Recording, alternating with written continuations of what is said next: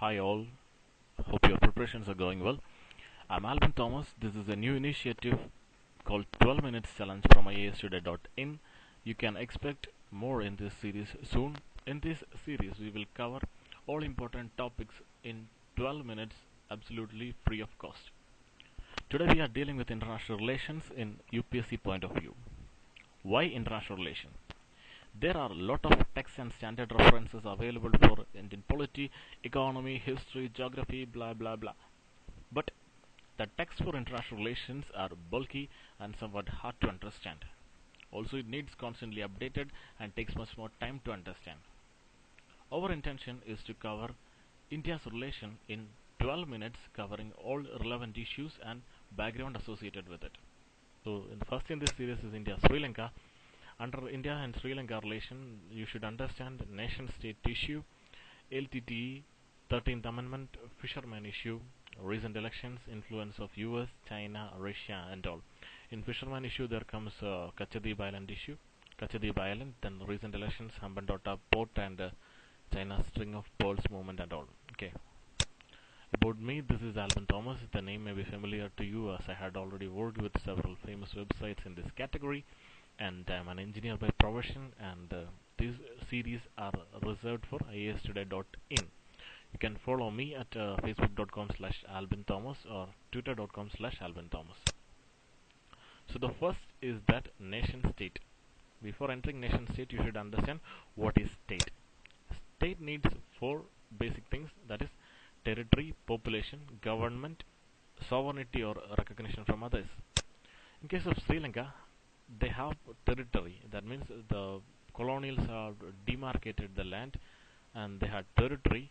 And about the population, there are two types of population. That means the majority is marked in yellow color and it is called Sinhalai, and they constitute around 70% of the total population, and the remaining 30% is Tamil, and it is marked as red in this map. So population is there. Then government is there, Sinhala government. Then there are a lot of states to recognize this as a state. So Sri Lanka is a state, no doubt. Then comes nation state. In the concept of nation state, the feeling of oneness should be there among the population, or the combined consciousness is needed. In the case of Sri Lanka, this feeling of oneness is lacking as there is an ethnic conflict between Sinhalai and Tamil. So in order to make this Sri Lanka a nation state, they passed the Sinhalai Act in 1950. This created an alienation of Tamil, and they asked for a separate state to preserve their rights and all. But the Sinhala government suppressed this movement, and they hadn't accepted the rights given rights to Tamil. So in order to protect the rights of Tamil, there arises the so-called LTTE, and the period of LTTE is considered as 1976 to 2009. The most important and interesting thing about LTTE is that it is completely wiped out in 2009. It is the one and the only anti-national movement that is completely wiped out ever from the world. Okay. So you may be interested to see how they wiped out this LTTE. This is familiar to you. LTTE, as already mentioned, it is to protect the rights of Tamils, and Tamils are concentrated in the red marked area. So Sri Lankan army started attacking from inside like this, and Navy started attacking from outside.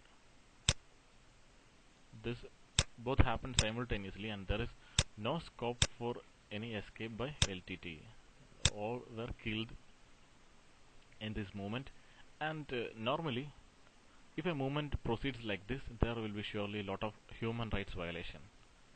Now the human rights violation issues there. That means lot of innocent civilians were killed, and a lot of brutal rapes were reported. What happens if there is human right violation is there? Who will come into force? Sure. US entered into the scenario. US said that you had killed this much innocent civilians, you had done this and this, you have to pay for this, this is not fair and all. So Sri Lanka said that this is our internal issue. We don't need any external advocates. We will solve our issue by ourselves. So US just went to the United Nations Human Rights Council against Sri Lanka's movement, and Sri Lanka was not in a stand to defend this, so requested India to support them against this US. India offered to support, but in India at that time it was Manmohan government, and it was in coalition with the DMK, and the strong force from DMK resulted in voting against Sri Lanka once and once abstained from voting. That means India voted against Sri Lanka once and then stay away from voting.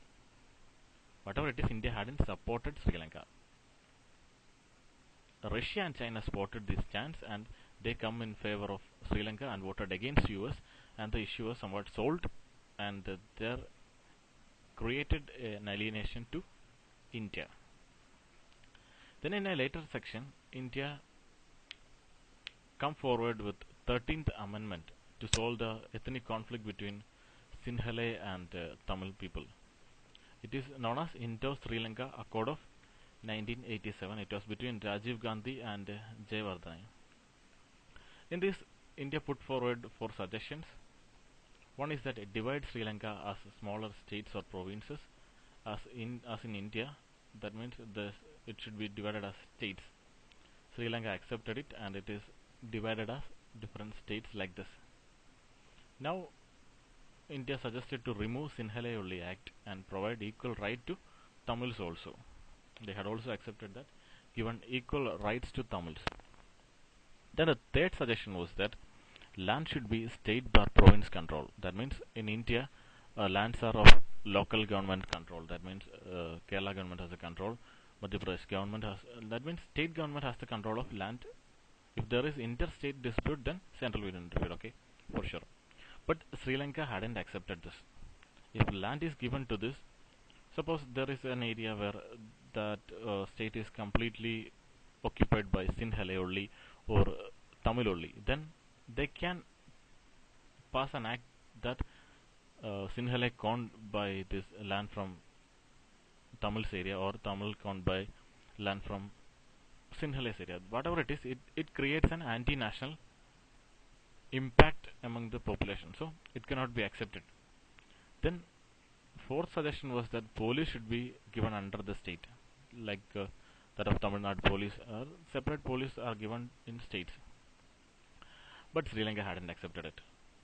They said that if land given and then police also given, then if there is a plebiscite or something like came, then local police cannot stand against the local people. That means if a police of a state, that will be the local people of that state itself, so they can't stand against the state, so it will also result in an anti-national movement.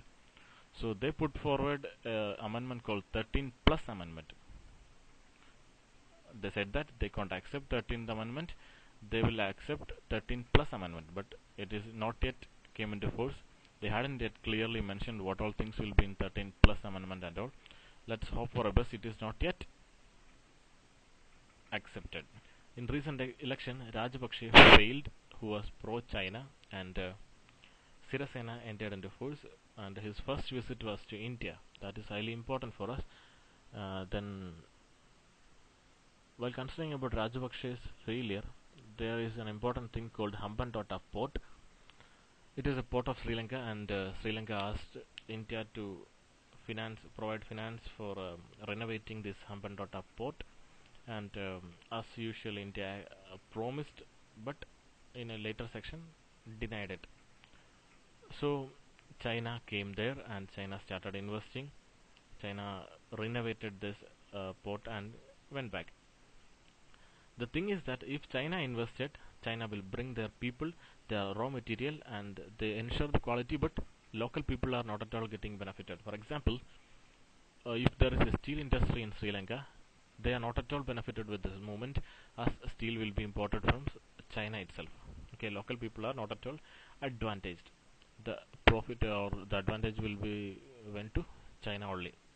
If it was given to India, then there will be a technology transfer. We will go there, we will teach the local people how to do this, we will transfer technology, we will take their materials and we will invest there, and that means the advantage will be given to local people if India is invested. So it created an anti-governmental ഒരു feeling in these people. So it is considered as an background for failure of Rajapaksa. Then Sirisena. Okay, one more important thing is that this Hambantota port is considered as their strategic movement. That means a string of pulse movement of China by Pentagon. Okay, you should relate this in this scenario. Okay, Sirisena's first visit was to India, and this is a positive note. Then there is no coalition government in our center. As per now, there is a BJP government. That means Modi government is there. There is no coalition, and they can take firm decisions without considering these coalition parties. So it is a positive note. In short, the important things in this India-Sri Lanka relation is nation-state, that is an ethnic conflict between Sinhalese and Sri Lankan Tamil. Then LTT issue, there comes the human rights violation and UN Human Rights Council and all. Then fishermen's issue is improper demarcation of border. Then 13th Amendment, it is a possibility of succession in near future. Then Kachadip Island is unconstitutionality of accord, that means given by the Indira Gandhi and all. That's all for now. If you found this useful, do share with friends and share feedback with us. You can download more free materials, PDFs, standard textbooks, tutorials, and all from iastoday.in/download section. Feel free to request new topics and feedbacks at iastoday.in/contact. If you found our tutorial useful, just pause this video and note down these details, and we will continue this 12-minute challenge. That means we will cover any topic in 12 minutes for you. That will be purely based on your feedbacks. So share your review, and we will continue uploading for free of cost. Thank you. This is Alvin Thomas signing off. Bye.